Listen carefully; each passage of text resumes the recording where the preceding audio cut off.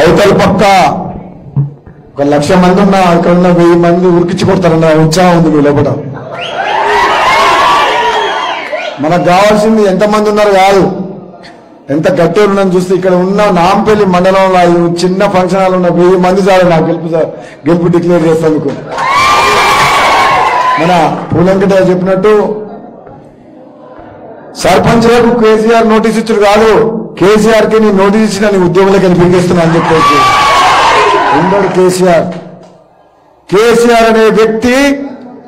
వాళ్ళందరూ ఏమనుకుంటారంటే ఈ మునుగోడు ఉప ఎన్నిక అవుతుంది, రిజల్ట్ వచ్చినా తర్వాత ఇంకా సంవత్సరంన్నర గవర్నమెంట్ ఉంది కదా అని చెప్పి టీఆర్ఎస్ వాళ్ళు కలలు కంటారు. 2023 డిసెంబర్ వరకు ఇంకా గవర్నమెంట్ ఉంటుంది అనుకుంటుండు. నవంబర్ లో ఎన్నికలు వస్తే డిసెంబర్ లో టీఆర్ఎస్ గవర్నమెంట్ పడిపోతుంది. ఉంటుందా? టీఆర్ఎస్ గవర్నమెంట్ ఉంటుందా? ఆల్రెడీ కేసీఆర్ గవర్నమెంట్ మీద అవినీతి మీద నిన్న మన చదువుతున్నా కవిత మీద లిక్కర్ స్కామ్ అని చెప్పి కవిత వచ్చిందా బయటికి? మరి ఏం ఆలోచించకుండానే అమిత్ షాని ఢిల్లీకి వెళ్ళి మునుగోడు తీసుకొచ్చిందా? ఎందుకు వచ్చింది అమిత్ షా? ఇక్కడ కుటుంబ పాలన చేసి తెలంగాణ సెంటిమెంట్ వాడుకొని తెలంగాణ కోసం 1400 మంది యువకులు ఆత్మ బలిదానం చేసి నేను పార్లమెంట్ మెంబర్ గా ఎంపీగా కొట్లాడి తెలంగాణ తెస్తే 8.5 ఏళ్లుగా కుటుంబ పాలన చేసుకుంటా ప్రాజెక్టుల పేరు మీద, రిడిజన్ పేరు మీద, ఇసుక మాఫియా అన్ని రకాలుగా లక్షల కోట్లు దోసుకున్న మాట వాస్తవం కాదా? కేసీఆర్ కుటుంబం ఆ సొమ్ముకు అక్కియాలు నవ్వద్దా? మరి పోరాటం ఎవరి మీద? కేసీఆర్ కుటుంబం మీద. మనం 18 మంది ఎమ్మెల్యేలను గెలిపించి ప్రతిపక్షంలో ఉండమని చెప్పి తెలంగాణ ప్రజలు ఇస్తే 12 మంది ఎమ్మెల్యేలను తీసుకొని ప్రతిపక్షం లేకుండా ప్రజాస్వామ్యాన్ని కూని చేసి ప్రశ్నించే గొంతు లేకుండా చేసిన మాట వాస్తవం కాదా? మేము 6 మిగిలినాం. 3 ఏళ్లే పూలెంకటే చెప్తాను, నాకు నిద్ర పట్టలేదు. ఎమ్మెల్యే గెలిపించిన మీకు సంతోషం లేదు, నాకు సంతోషం లేదు. నేను ఆలోచిస్తున్నా ఏదో ఒకటి చేయాలి, కేసీఆర్ బుద్ధి చెప్పాలి, కేసీఆర్ కుటుంబ పాలనని అంతమందించే టీఆర్ఎస్ పార్టీని బంద పెట్టాలని చెప్పి ఎప్పటి నుంచో ఆలోచిస్తున్నాను. సోదరులారా, ఏ దానికైనా సమయం రావాలంటారు. మీరు గెలిపించిన అసెంబ్లీకి పంపిస్తే మునుగోడు నియోజకవర్గం గురించి 119 మంది ఎమ్మెల్యేల ఏ ఎమ్మెల్యే కూడా తన నియోజకవర్గం గురించి అంత మాట్లాడకుండా నీ మాట్లాడినా లేదా? ప్రతి సమస్య, రోడ్లు, హాస్పిటల్స్, స్కూల్స్, భూ నిర్వాసితులు, డ్రైనేజీలు, మూసిక, దీని మీద మున్సిపాలిటీ మీద ప్రతిదీ మాట్లాడినా ఒక్క రూపాయలు ఇచ్చిండా? మన నాంపల్లి నుంచి మల్లెపల్లి పోయే రోడ్డు ఎట్లుంది? ఆ ఉప్పరపురమా ఆ గోడుగా ఎట్లుంది? ఇదా? మిమ్మల్ని అందరు తీసుకొని 100 బస్సులలో మనం సిద్దిపేట సిరిసిల్ల పోదాం, వాళ్ళు ఎట్లా చేసుకుని నియోజకవర్గాలు అంటే మనం తెలంగాణలో లేవా? అంటే ఇక్కడ ప్రజలు వేరే పార్టీ ఎమ్మెల్యేని గెలిపిస్తే నిధులు ఇయ్యరా కేసీఆర్? ఆయన ఫామ్ హౌస్ చుట్లేమో బ్రహ్మాండమైన రోడ్లు, మనం తిరిగే రోడ్లేమో మాల్మరిగూడ రోడ్డు. ఇప్పుడు మాల్మరిగూడ రోడ్ స్టార్టింగ్ లో ఎట్లా ఉన్నది? ఈ రోడ్ ఎట్లుంది? మన ఊళ్ళకి లింక్ రోడ్లు ఉన్నాయా? తండాలకు రోడ్లు ఉన్నాయా? మరి ఎందుకోసం, ఎవరి కోసం వచ్చింది తెలంగాణ? 57 ఏళ్లకే పెన్షన్ ఇస్తే నిన్నగాక మన చెప్పి ఇచ్చిండు. 57 ఏళ్ల పెన్షన్ 2 బెడ్రూమ్లు కాదు 1 బెడ్రూమ్ ఇల్లు కట్టిస్తున్నాడు, కట్టించిండా? నిరుద్యోగులకు నిరుద్యోగ భృతి ఇస్తానని ఇచ్చిండా? మరి ఎన్ని అబద్ధాలు? లాస్ట్ కు మొన్న చెప్పిన ఎలక్షన్ లా ₹1,00,000 రుణమాఫీ చేస్తానని చేసిండా? మరి అబద్ధాలు మోసం చేసి అధికారులకు వచ్చినట్టే కదా. మరి ఎట్లా నిద్రపడుతుంది కేసీఆర్ కు? తెలంగాణ ప్రజల్ని ఇన్ని రకాలుగా మోసం చేసి 100 రకాల మోసం చేసినా కానీ మనం ఈరోజు నమ్మే పరిస్థితిలో లేము. ఈరోజు సోదరులారా, ఈరోజు ఉప ఎన్నిక ఎందుకు వచ్చింది? నేను ఎమ్మెల్యే ఉన్నా, ఇంకా సంవత్సరంన్నర అయితే అందరితో పాటు నేను కూడా ఎమ్మెల్యే ఉంటా. ఏదో కష్టం వచ్చినప్పుడు నా మానవత్వంతో అక్కడ ఇక్కడ సాయం చేస్తున్నా.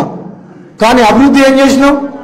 అభివృద్ధికి వచ్చిందా? మనం ఇంకోటి పెన్షన్లు, రైతు బంధు తప్పితే మన డెవలప్మెంట్కి ఏమైనా నిధులు వచ్చినాయా?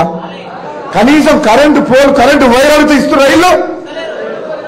మరి అటువంటి అప్పుడు నేను ఇంట్లో పండుకోవాలన్నా కొట్లాడాలన్నా? కాంగ్రెస్ పార్టీ ఏమో ఢిల్లీలో జాతీయ స్థాయిలో బలహీనపడ్డది, ఇక్కడ బలహీనపడ్డది. ఉన్న ఎమ్మెల్యేలు వెళ్ళిపోయారు. జానారెడ్డి పోటీ చేస్తూ ఓడిపోయా, ఉత్తమ్ కుమార్ రెడ్డి భార్య చూస్తే ఓడిపోయా, ఆడనేమో దుబ్బాకలో బీజేపీ జెండా ఎగిరే, హుజూరాబాద్ లో బీజేపీ జెండా ఎగిరే, జిహెచ్ఎంసీ ఎగిరే ఉండే.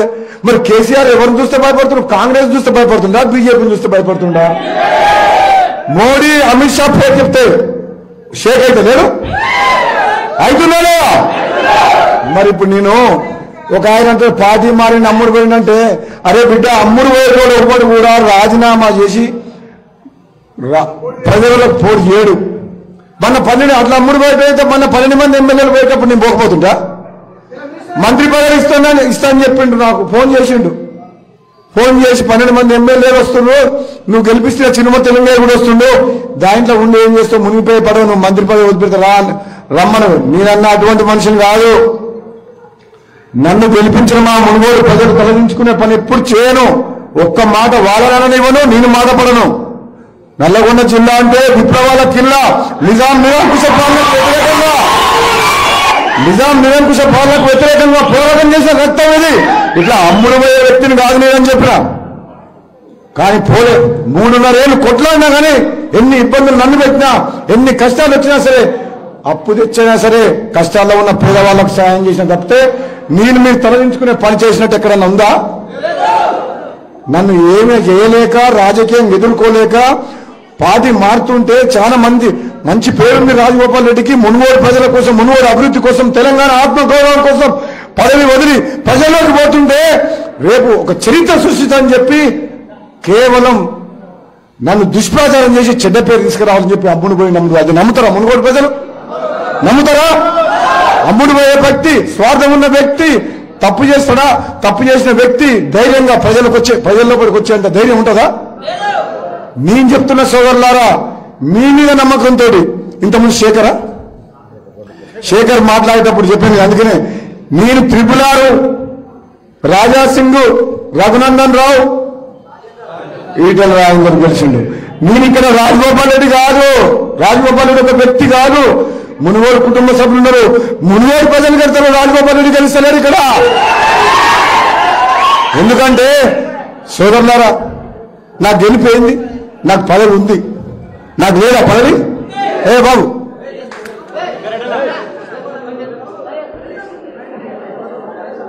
నాకు ఎమ్మెల్యే పదవి లేదా? ఉన్నది. పదవి వదిలిపెట్టి ఎవరైనా మళ్ళీ పదవి పోటీ చేసి మళ్ళీ నా పదవి కోసం ఎవరైనా పోటీ చేస్తారా? నేనే రాజీనామా చేసిన మళ్ళీ నేనే పోటీ చేస్తున్నంటే ఎవరి కోసం ఈ రాజీనామా? మీకోసం కాదా? ప్రభుత్వం దిగి వచ్చిందా లేదా? పామోదం అనుకున్న కేసీఆర్ మునుగోడుకు వచ్చిందా లేదా? అసలు మునుగోడుకి ఎందుకు వచ్చినామని చెప్పి అడుగుతున్న మునుగోడు కేసీఆర్ని. ఎందుకు వచ్చింది మునుగోడు? మీకు ఏమైనా అర్థమైందా? మనం 21వ తారీఖు నాడు సభ పెట్టుకున్నాం, ఆయన 20వ తారీఖు నాడు వచ్చిండు. 20వ తారీఖు నాడు సభకు వచ్చి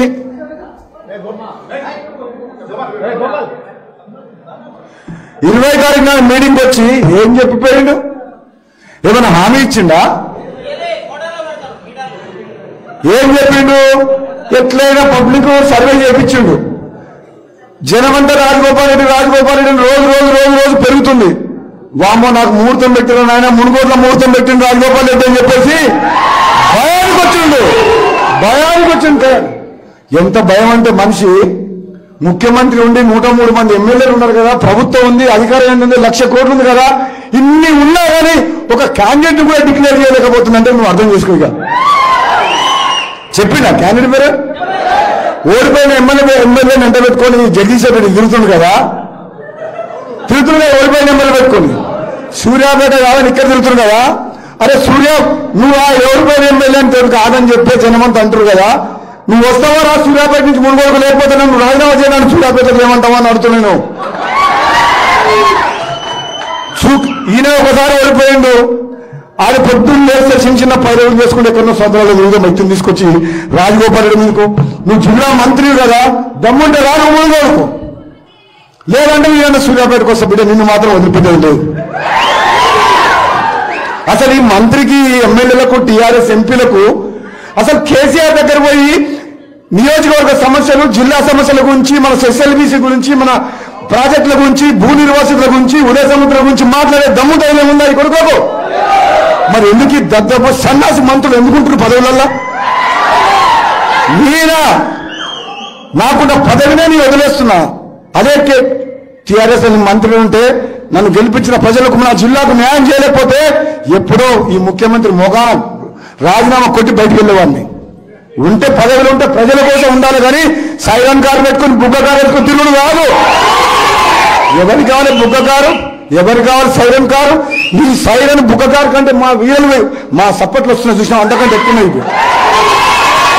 ఎవరు పెట్టండి నీకు చెప్పింది? ఎక్కడ పోయినా టీఆర్ఎస్ ఫ్లెక్సీలు ఫ్లెక్సీలు ఫ్లెక్సీలు ఎవరు చూసినా అదే కదా. మనం పెడతామా? ఫ్లెక్సీలే కాదు, ఉండాల్సిన బొమ్మ ప్రజల గుండెలో ఉండాలి. ప్రజల గుండెలో ఆ రాళ్ల మీద కాదు, ఆ కాళ్ళ మీద కాదు, ఆ ఫ్లెక్సీల మీద కాదు, ప్రజల హృదయాల్లో స్థానం ఉండాలి తప్పితే ఇట్లా చేసే రాజకీయం చేస్తే ప్రజల కోసం చేయాలి, మానవత్వం చేయాలి, పేద ప్రజల కోసం చేయాలి తప్పితే ఈ ఫ్లెక్సీలు పెట్టుకొని సైరన్ కారు వేసుకొని కౌరవ సైన్యాన్ని తీసుకొని 100 కారాలు వచ్చిపోయింది కేసీఆర్. ఏం చేసిండు? ఒక్క క్యాండిడేట్ దొరుకుతలేరు. ఎవరిని పెట్టాలి సర్వేల మీద సర్వేలు చేపిస్తున్నట్ట. రోజుకేమో టీఆర్ఎస్ డౌన్ అవుతుంది, రాజగోపాల్ రెడ్డి పెరుగుతున్నాడు. పెరుగుతలేమా? ప్రజలు అర్థం చేసుకుంటారు. ప్రజలు తెలివి తక్కువలు కాదు. ఎవరి కోసం త్యాగం చేసిండు, పదవి వదిలిపెట్టుకోవాల్సిన పరిస్థితి ఏంది? కనీసం మీరు గెలిపించిన ప్రజలు ఒక ప్రజాప్రతినిధిని 3.5 ఏళ్ళగా నాకు ముఖ్యమంత్రి అపాయింట్మెంట్ చేయాలంటే మిమ్మల్ని అవమానించినట్టు కాదా? అవునా కదా? ప్రజాస్వామ్యంలో ఆయన ముఖ్యమంత్రి, నేను ప్రతిపక్ష పార్టీ ఎమ్మెల్యేని. మన ప్రాంత సమస్యలు ఉన్నాయి, భూ నిర్వాసుల సమస్యలు ఉంది. పోలీసులను పెట్టి లక్ష్మణాపురంలో పోలీసులను పెట్టి పనిచేసిండ్రు. శివనగూడెం రైతులు ఏడుస్తున్నారు.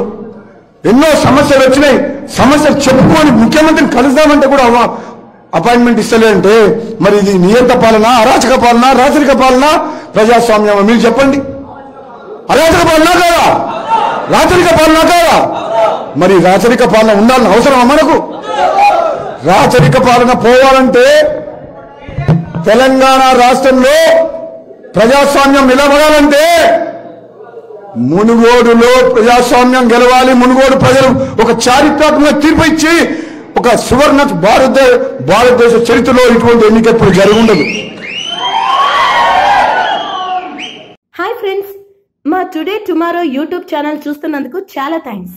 మరిన్ని లేటెస్ట్ వీడియోస్ కోసం వెంటనే సబ్స్క్రైబ్ చేయండి. అలాగే ఈ బెల్ ని కూడా రింగ్ చేసేయండి.